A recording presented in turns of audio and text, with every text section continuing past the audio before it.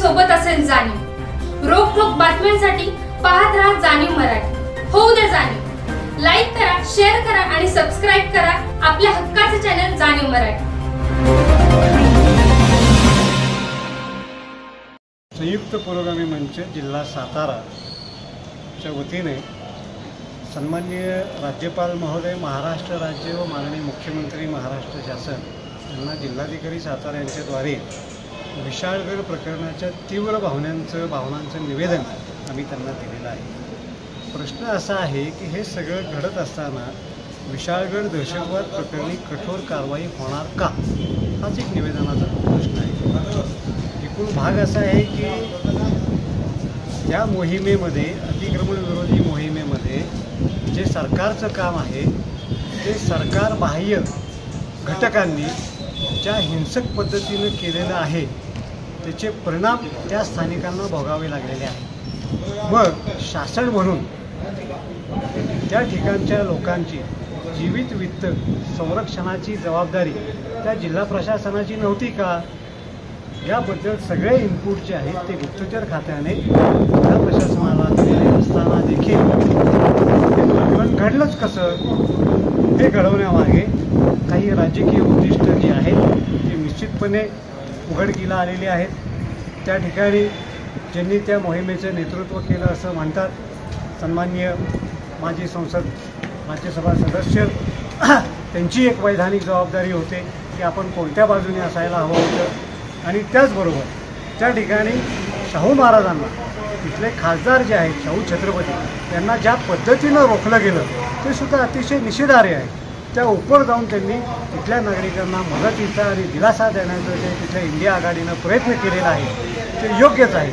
तशा प्रकारचा प्रयत्न जिल्हा प्रशासनाकडनं का झाला नाही, तो उशिरा का झालेला आहे। आणि आमच्या निवेदनामध्ये आम्ही म्हटलेलं आहे की हे सगळं हे झाल्यानंतर जे चिथावणीपर वक्तव्य गृहमंत्र्यांनी केलेलं आहे, त्यांच्याबरोबर असणारे लोढा म्हणून जे आहेत मंगलप्रभात लोढा ह्या मंत्र्यांनी केलेलं आहे, ते चिथावणीपर वक्तव्य नाही आहे का। महाराष्ट्राची शांती, सलोखा व सद्भाव बिघडवण्याचं काम कुणीही करू नये आणि प्रामुख्याने उच्चपदस्थ मंत्री पातळीवरच्या लोकांनी तर करूच नाही, त्यांचा तातडीने राजीनामा घेण्यात यावा। आणि हे प्रकरण ज्याच्यामुळे घडलेलं आहे त्याविषयी महाराष्ट्राचं ऐतिहासिक वारसा जतन करण्यासाठी ऐतिहासिक वारसा जतन संवर्धन समिती राज्य पातळी ते जिल्हा पातळीवर करण्यात यावी अशी आमची मागणी।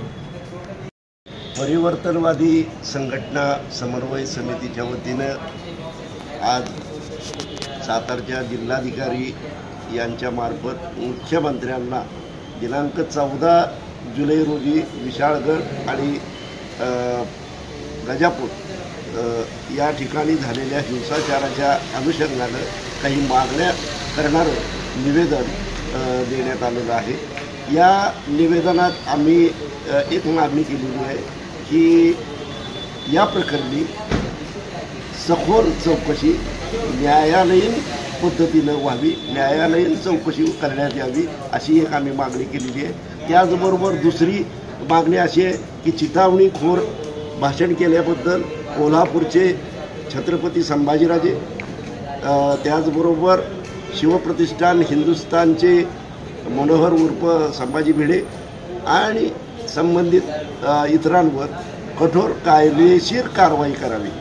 त्याचबरोबर ज्या पद्धतीनं हिंसाचार झाला, अतिक्रमण ज्यांना काढायला पाहिजे होतं त्यांनी काढायच्या अगोदर कायदा हातात घेऊन त्या बाकीच्याच संघटनांच्या कार्यकर्त्यांनी काढलं, हे चुकीचं आहे। म्हणून त्यांच्यावरही कठोर कारवाई करावी आणि संबंधित ज्यांचं नुकसान झालेलं आहे, ज्यांची घरं उद्ध्वस्त झालेली आहेत, ज्यांचे रोजगार बुडालेले आहेत, त्या सर्वांचं पुनर्वसन महाराष्ट्र शासनानं करावं अशी आमची मागणी करणारं निवेदन आम्ही संबंधितांना दिलेलं आहे।